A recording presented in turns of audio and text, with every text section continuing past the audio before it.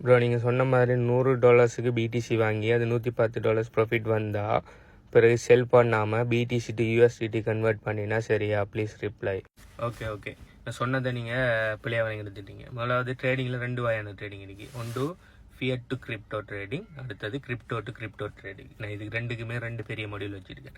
Crypto to crypto ட்ரேடிங்கில் கூட 2 வகை இருக்கு.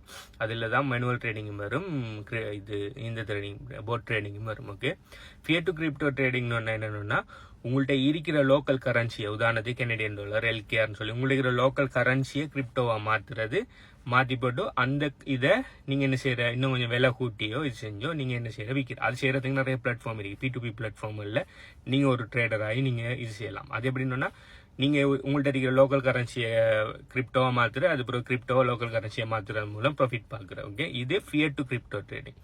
அடுத்த வகையான ட்ரேடிங் என்னன்னா crypto to crypto trading. Crypto to crypto ட்ரேடிங்னா ஆல்ரெடி உங்கள்ட்ட இருக்கிற ஒரு காயினை இன்னொரு காயினா மாற்றி அது ப்ராஃபிட் எடுக்கல திரும்ப இன்னொரு காயினா மாற்றுறது. ஓகே, ஸோ அதுக்கு அநேகமானாக்கள் பாவிக்கிறேன்னா ஸ்டேபிள் காயின்ஸ்ல இருந்து, ஸ்டேபிள் காயின்ஸ்னா $US பெறுமதியில் இருக்கும் அநேகமான காயின்ஸ். ஓகே, USDT USDCங்கிற காயின்ஸ் எல்லாம் இருக்கு. ஸ்டேபிள் காயின் என்னன்னா $US பெறுமதியில் இருக்கிறதுங்கிறதால ஃபிளக்சுவேட் ஆகுது. அப்போ அந்த காயினை வச்சு மார்க்கெட் நல்லா இருக்கக்குள்ள ஏதோ ஒரு காயினை வாங்கி அந்த காயின் விலை கூடினது அப்புறம் திரும்ப USDT மாத்துறது தான் சொல்றேன். இதை நார்மலா பை செல்லுன்னு சொல்றதால நானும் அதை பை செல்லுன்னு சொல்லி தான் அந்த டேர்மை யூஸ் பண்றேன். தட் டசன்ட் மீன் நீங்க காயினை வாங்கி விற்கணும்னு சொன்னா நீங்க வித்து உங்களோட LKR-ஆவோ இல்லாட்டி உங்களோட கெனடியன் டாலராவோ உங்களோட லோக்கல் கரன்சியா மாத்துறது சொல்லல, ஸ்டேபிள் காயினா மாத்துறது தான் சொல்றேன். நீங்க சொல்லிடுறீங்க $100 பிட்காயினை வாங்கி $110 ஆகிட்டுன்னா நீங்க அதை USDT மாத்துறது தான் நானும் செல்லுன்னு சொன்னது. ஓகே, ஸோ அதை கன்வெர்ட் பண்றது, அதை கிரிப்டோ டு கிரிப்டோ ட்ரேடிங்ல இப்படிதான் பண்ணுவாங்க.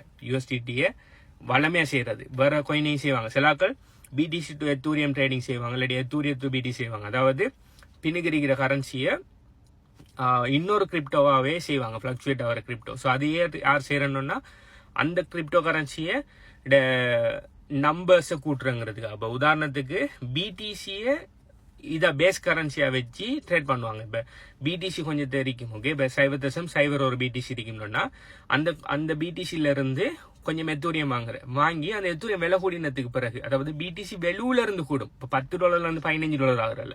இப்போ பேஸ் கரன்சி பாத்தீங்கன்னா BTC, வாங்கின BTC எவ்வளவு வாங்கினோ அதை விட கூடுதலான BTC நம்ம மாத்தினா கிடைக்கும்னு சொன்னா அதை மாத்தக்குள்ள இப்ப 0.01 இருந்தது 0.02 ஆகும் BTC. ஸோ இதுல என்ன செய்றீங்கன்னா டாலர் பெறுமதியை கால்குலேட் பண்ணாம நீங்க அந்த இருக்கிற பேஸ் கரன்சியோட அக்யூமுலேட் பண்றீங்க, பேஸ் கரன்சியோட வீதத்தை கூட்டுறீங்க. ஸோ இது ஒரு வகையான ட்ரேடிங். அது அநேகமானாக்கள் ப்ராக்டிக்கல் இல்லை, ஏன்னா நம்ம எல்லாருமே US $ பழக்கப்பட்டாக்கள் $US பெறுமதியை கூட்டுறது தான் நம்ம பார்ப்போம். ஆனா எனக்கு ஒரு ஃபோகாஸ்ட் ஒன்று இருக்கு, இன்னொரு 5-10 வருஷம் அப்புறம் $US பெறுமதி இல்லாம போனது அப்புறம் நம்ம எல்லாருமே பேஸ் கரன்சியா பிட்காயின் இல்லாட்டி எத்தூரியத்தை நம்ம பாவிப்போம். அதை வச்சு மற்ற காயின்களை ட்ரேட் பண்ணுவோம். அப்படி ட்ரேட் பண்றதுக்குரிய பொட்டெல்லாம் இருக்கு, ஆனா பெருசா பாவனை இல்லை. ஓகே, இப்ப நான் ரெக்கமெண்ட் பண்ற பொட்டில விட அப்படியான ட்ரேடிங்ஸ் இருக்குது, ஆனா பெருசா ஆக்கள் யாருமே பாவிக்கிறல்ல.